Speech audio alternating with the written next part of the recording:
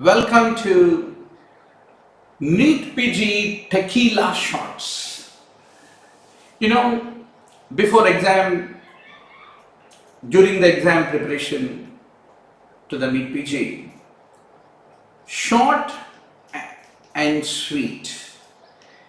Within 3 minutes, 5 minutes, if you are able to do quick revisions, that is how you are going to become the topper and do the last moment revision. चलो शुरू करेंगे NEET PG tequila shots with Dr. Murli Bharadwaj. Now, this is one of the favorite questions asked which you have to remember for the exam. How will be the enzymes? Serum levels will be changing with the myocardial infarction.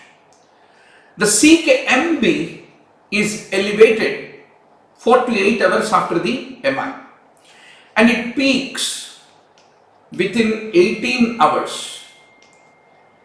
Then troponin I elevates at 3 to 6 hours.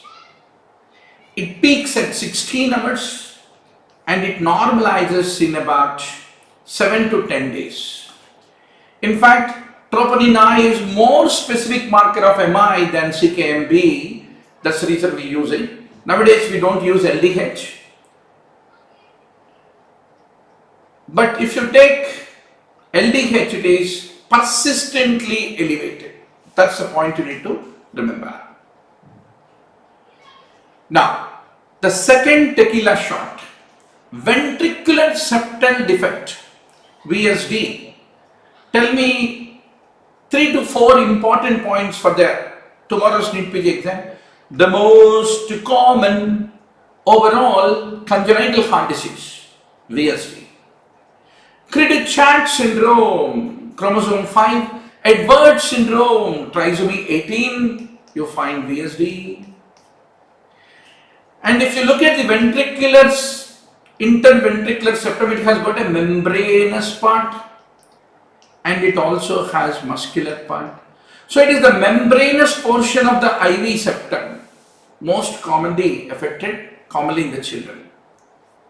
So always remember, by the time ASD presents, people enter into adulthood. The ASD presents with recurrent respiratory infections. But VSD typically presents in the pediatric population. That's what you need to remember. And if the VSD is big, then it can lead to tachycardia, because all the left ventricular blood is moving into the right ventricle.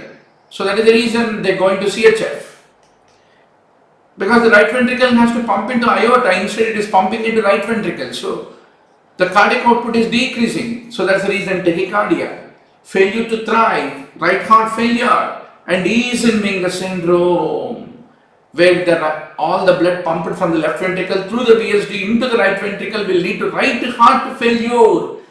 In VSD, it leads to pulmonary hypertension, and that will cause the reversal of the shunt.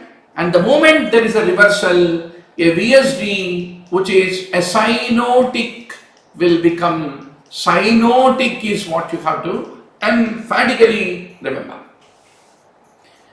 Now the tequila shot number 3 with Dr. Murli Bharadwaj. PDA. It is not public display of affection, but PDA. So all of you know the arch of aorta. So basically from right ventricle, the blood is flowing into, from the left ventricle, the blood is flowing into aorta. Then the right ventricle typically will be giving rise to pulmonary artery, and connecting the two is the ductus arteriosus. Now, the patent ductus arteriosus will cause the blood in the aorta to go into the pulmonary artery, and that leads to a machine-like murmur, is what you need to remember. And it leads to a differential cyanosis. only in the lower limbs. Why? Because from the aorta subclavian artery arises, which takes the blood to upper limb. So what is meant by differential cyanosis? The moment pulmonary hypertension develops, the blood, instead of flowing from aorta into pulmonary artery, it will start flowing in the reverse direction, from the pulmonary artery into the aorta. And which aorta? Generally into the aorta after subclavian had arisen. So already upper limb is receiving good blood. This PDA is bringing the bad blood and mixing below the level of the subclavian origin, and that will take the mixed blood to the lower limbs. That's the reason there is only cyanosis in the lower limbs, and that is called differential cyanosis, is what you need to remember. Then comes the coactation of aorta. So typically the arch of aorta is narrowed. You call it as coactation of aorta. It's more common in the males. Now, this narrowing can occur typically before the origin of the ductus or distal to the origin of the ductus. Ductus is connecting pulmonary artery to the aorta. So this narrowing can be proximal to the place where ductus is meeting or distal to the place where ductus is meeting the aorta.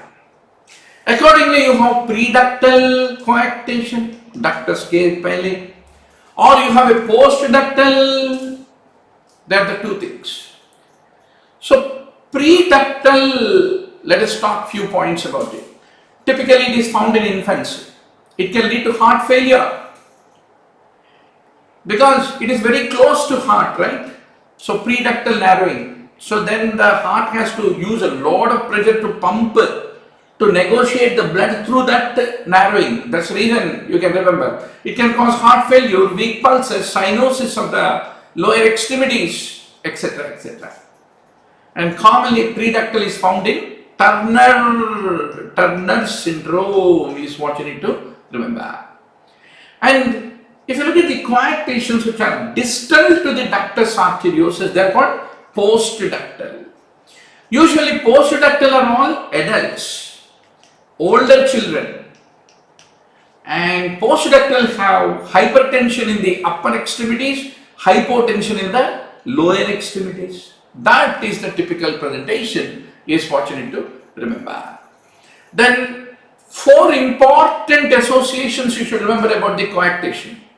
Coactation causes congestive heart failure. It can lead to intracerebral hemorrhage, and even dissecting aortic aneurysm is also associated with coactation, is what you need to remember.